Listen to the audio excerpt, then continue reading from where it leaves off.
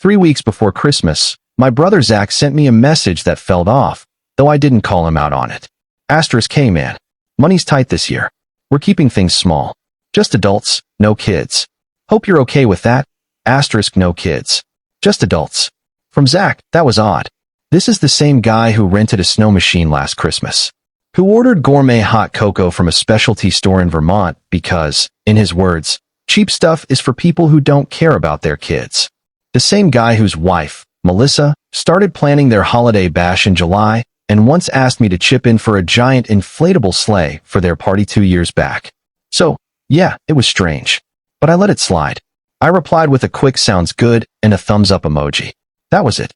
I didn't want to stir the pot. It had already been a tough year.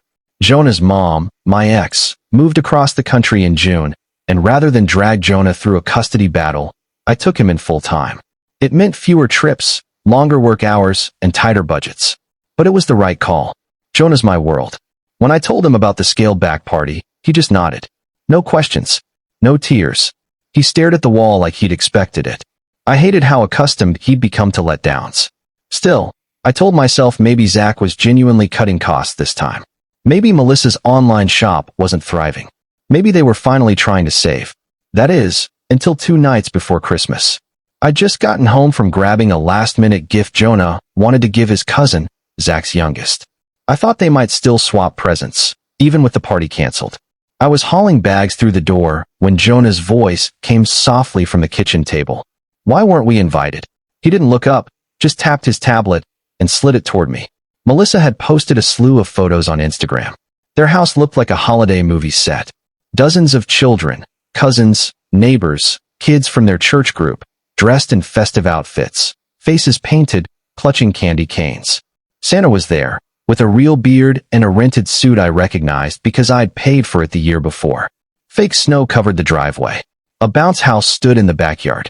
One photo showed Jonah's cousin, the one he'd bought the gift for, unwrapping a huge Lego set with his name glowing in lights behind him. The caption read, asterisk making memories for the world's greatest kids. Wrapped gift sparkles asterisk. I stood there, staring at the screen like I'd been slapped. This wasn't about budgets. This wasn't about scaling back. This was deliberate. Somewhere along the line, Zach and Melissa decided we weren't welcome. Maybe because I stopped footing their bills. Maybe because I wasn't fun or wealthy anymore. I didn't know. But they didn't just exclude me. They excluded my 9-year-old son. And they lied to do it. Jonah went to bed without saying much. I sat in the living room, staring at our undecorated tree. No gifts under it yet. I always waited until the 24th, like we did when we'd go to Zach's, where Santa would find us. That night, I opened my email and found the tuition payment confirmation I'd received earlier that week. Zach and Melissa's eldest, Emma, had started her 2nd year at Stanford. They didn't know I'd covered this semester's tuition. My mom called me in August, frantic, saying Zach had maxed out his credit cards and Emma's scholarship fell short. I said I'd take care of it. $12,900. Gone in a heartbeat. Because I wanted to support my family. I took a screenshot of the receipt. No words, no explanation. Just the proof. Sent it to Zach at 10:03 p.m. He saw it immediately. I got the read notification. No response. Not even a question. By morning, my phone showed 37 missed calls, all from my mom. Something had shifted. I felt it. And then things spiraled. The first call came at 6:17 a.m. I was still asleep. By the 5th, I silenced my phone. By 8 o'clock, my inbox was flooded with messages. What's happening? And Tyler, call me. At 8:45, I picked up, not because I wanted to, but because I knew my mom wouldn't stop until Christmas Eve. She got straight to the point. Why did you cancel Emma's tuition? I asked why Zach and Melissa lied about Christmas. Silence. Then a rehearsed-sounding excuse about how they didn't want to overcrowd the house this year, that it wasn't personal. I told her I saw the photos. That Jonah saw them. That he asked, why not us? In a voice that broke my heart. She pivoted. Said maybe it was Melissa's idea, that Zach might not have known. Said they planned to invite us last minute, but things got too hectic. Said I was overreacting. I told her I wasn't. I was done. The tuition payment? Canceled. Let Stanford send the bill. Let Zach deal with it. Maybe Melissa could cash in on her Instagram sponsorships. I thought that would end it. A clean cut. But I underestimated how fast my family could flip from guilt to manipulation. By noon, my sister Maya texted, asking if I was okay, followed by messages suggesting I'd misread the situation. That Melissa was devastated, I thought Jonah wasn't welcome. That Zach was protecting me from feeling pressured to contribute. Pressured, that word burned. No one protected me when I stretched my own credit to cover Jonah's school trip last spring. No one stopped me from splitting the cost of Melissa's fancy catering last Christmas. No one blinked when Zach asked me to cover Emma's summer program deposit in Italy. Now they were rewriting the story? No. I told Jonah we weren't going to Zach's. I said Santa would find us at home. Just us. Simple. Honest. He asked if he'd done something wrong. That's when I saw how deep this wound went. I told him the truth.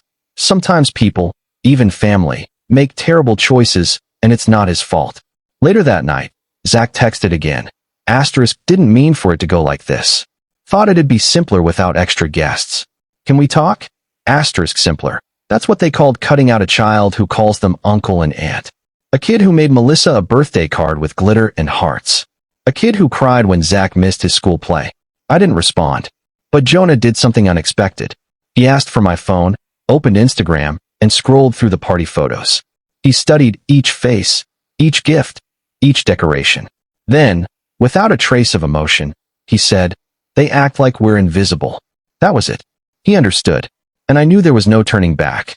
On Christmas Eve morning, the family group chat, usually quiet except for Aunt Brenda's memes or Melissa's recipe links, exploded. Melissa started it. Asterisk, I don't appreciate the passive-aggressive move, Tyler. You could have talked to us. Asterisk, Zach chimed in. Asterisk, things got messy, but you don't punish Emma. She's a kid. You're better than this. Asterisk, that made me laugh. Because Jonah isn't a kid to them? Just an extra? Then my mom sent a novel-length message, starting with guilt, moving to excuses, and ending with a demand to fix things before dinner. They still thought we'd show up. Smile. Pretend. So I replied, Asterisk, Jonah, and I won't be there. Don't bother with gifts. We're done. Asterisk, I muted the chat.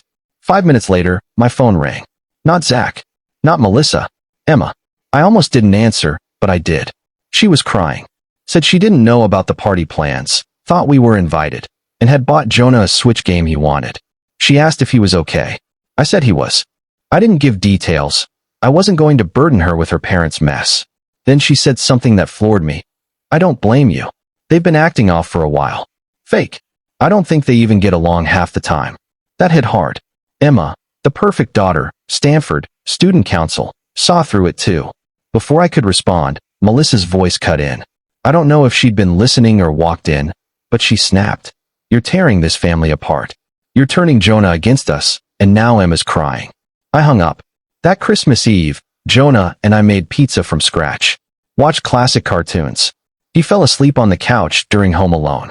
At 11 p.m., I placed a single gift under the tree. A custom Lego Millennium Falcon I'd ordered online.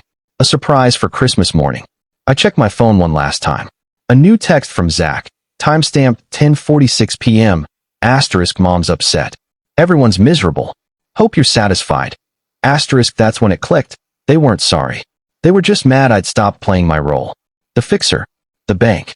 The guy who showed up and smiled no matter what. Their welfare check backfired spectacularly. 2 days after Melissa sent deputies to my house, Jonah's school counselor called. She asked if everything was okay at home, said someone had anonymously reported that Jonah seemed withdrawn and uncared for. I asked who made the report. She couldn't say, but we both knew. I asked Jonah if anyone had spoken to him. He said a recess aide had asked if he felt safe at home.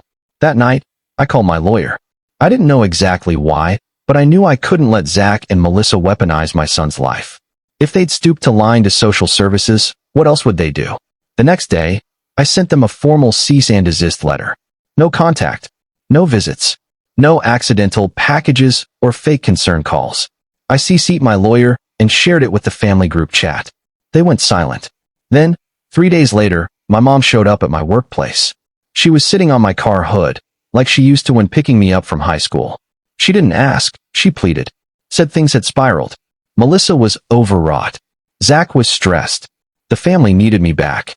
Things were unraveling without me. She handed me an envelope with Christmas cards from aunts, cousins, even Emma. One had a $200 gift card inside. She called it their apology. I asked why no one apologized when Jonah saw those Instagram photos. She had no answer. Then she broke down, not crocodile tears, real ones. Said she was scared. Without my help with Emma's tuition, the family was panicking. The emergency fund I'd contributed to for years was empty. Zach hadn't told Melissa how deep their debt was. They might lose their house. I didn't feel vindicated. I felt hollow. For years, I thought helping made me valuable, indispensable, loved, but it also made me a mark. And when I stopped playing that part, their whole facade cracked. The surprising thing? I didn't want to hurt them anymore. I just wanted them gone. I told my mom I hoped they'd sort it out, but Jonah and I were building something new, something real. And there was no space for people who lied to kids to save face. That night, Jonah and I finished the Millennium Falcon. He asked if Christmas would always be just us now. I said no, it would grow, but only with people who earned their place. The welfare check wasn't just a slap in the face, it was a boundary drawn in stone. And they'd crossed it without a second thought. 2 months later, we're still standing. Lighter, stronger, and we're just beginning.